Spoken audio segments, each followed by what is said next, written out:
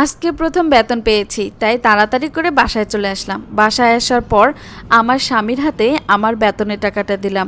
আমার স্বামী কৌতূহলবশত আমাকে জিজ্ঞাসা করলো, এখানে কত টাকা আছে? আমি বললাম, তুমি গুনেই দেখো না। তারপর সে বলল, এখানে তো 20,000 টাকা, তুমি তো 30,000 টাকা বেতন পাও, তাহলে আর 10,000 টাকা কোথায়? আমি বললাম, হ্যাঁ, এই 10,000 টাকা আমার কাছেই আছে। 5,000 টাকা আমি আমার হাত খরচের জন্য রেখেছি, বাকি 5,000 টাকা আমি আমার মা বাবাকে দেবো। তখন আমার স্বামী একটু রেগে গিয়ে বলল, বিয়ের পরে তো মা বাবা করো কেন? বিয়ের পর কোনো মেয়ের মা বাবা থাকে না। এই কথাটা শোনার পর আমার মা বাবার জন্য যে 5,000 টাকা রেখেছিলাম সেটাও তার হাতে দিয়ে দিলাম।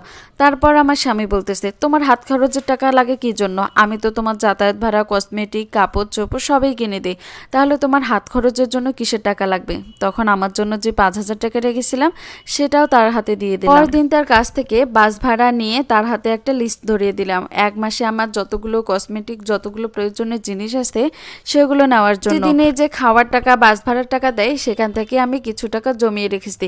তাই আজকে অফিস থেকে ফেরার সময় মনে করলাম 2টা শাড়ি কিনবো, তাই একই মতন 2টা শাড়ি কিনে বাড়িতে গিয়ে সরাসরি শাশুড়ির রুমে ঢুকলাম। গিয়ে বললাম, এই যে মা দেখেন আমি কি কিনছি।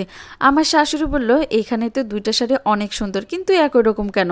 আমি বললাম, এখানে আমি 2টা মায়ের জন্য 2টা শাড়ি কিনেছি। আমার শাশুড়ি একটু অবাক হয়ে বলল, 2টা মা আবার কে? আমি বললাম, একটা আপনার জন্য, একটা আমার মায়ের জন্য। তখন আমার শাশুড়ি একটু রেগে গিয়ে বলল, বিয়ের পরে তো মা মা করো কেন? বিয়ের পর যদি এরকম মা বাবা করতে থাকো তাহলে কিন্তু সংসারে অশান্তি নেমে আসবে। শাশুড়ির মুখ থেকে এই কথাটা শোনার পর ভেতরটা যেন দুমড়ে মুচড়ে উঠলো। আসলেই কি মেয়েরা বিয়ের পর তাদের মা বাবার প্রতি তাদের কোনো দায়িত্ব থাকে না? তারা ইচ্ছে করলেও কি মা বাবাকে কোনো কিনে দিতে পারবে না? তারপর সেখানে আমি কোনো কথা না বলে আমি আমার রুমে চলে আসলাম। কয়েকদিন পর সন্ধ্যাবেলায় আমার শাশুড়ি একটা ব্যাগ নিয়ে আমার রুমে আসলো। আমার শাশুড়ি বলতেছে, এই দেখো একটা শাড়ি, এটা আমার মির্জামাই আমাকে দিয়েছে। আমি বললাম, মা আপনি এটা কি করছেন? আপনি কেন শাড়িটা নিয়েছেন? আপনি জানেন না বিয়ের পর মা বাবার প্রতি কোনো দায়িত্ব থাকে না?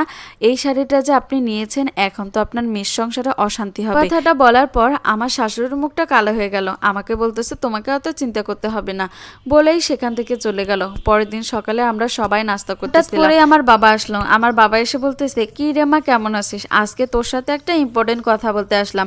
আমার বাবাকে বললাম, কি বাবা বলো? আমার বাবা বলতেছে, তোর মাও অসুস্থ হয়ে গেছে, আমিও অসুস্থ, আমরা আর কয়দিনে বা বাঁচবো। তাই আমরা দুজনেই সিদ্ধান্ত নিয়েছি, আমাদের যতগুলো জায়গা জমি আছে সবগুলো কিন্তু তোমার নামে লিখে দিব। তাড়াতাড়ি নাস্তা কর, আর হ্যাঁ, সাথে কিন্তু জামাইকেও নিয়ে যাব। তখন আমি বলে উঠলাম, না বাবা, আমি তোমার জায়গা জমি নিতে পারবো না, আর তোমার জামাইও কিন্তু যাবে না। তখন আমার বাবা একটু অবাক হয়ে বললেন, কেন রে মা, কোনো কিছু কি হয়েছে? আমি বললাম, না বাবা, তেমন কিছুই হয়নি। তুমি কি জানো না, বিয়ের পর একটা মেয়ের মা বাবা থাকে না, তারা পর হয়ে যায়। তুমি তো এখন আমার পর, তাই তোমার কাছ থেকে আমি কিছুই নিতে পারবো না। আর এই কথাগুলো আমি আমার শ্বশুর বাড়ি থেকেই জানতে পেরেছি। আমার শাশুড়ি, আমার জামাই এগুলোই তো বলে যে বিয়ের পর কোনো মা বাবা থাকে না। তুমি রাগ করো না বাবা, আমি তোমার কাছ থেকে কিছুই নিতে পারবো না। তখন আমার স্বামী আর আমার শাশুড়ি তাদের ভুলটা বুঝতে পেরে অনুশোচনা বোধ করে। এরকম একটা পোস্টে সেদিন ফেসবুকে পড়লাম, পড়ে খুবই খারাপ লাগলো, তাই তোমাদের সাথেও শেয়ার করলাম। মা বাবা, মেয়ের হোক বা ছেলের হোক, মা বাবা তো মা বাবাই, তাদের প্রতি আমাদের একটা দায়িত্ব কর্তব্য থাকেই, এটা সবাইরে বোঝা উচিত।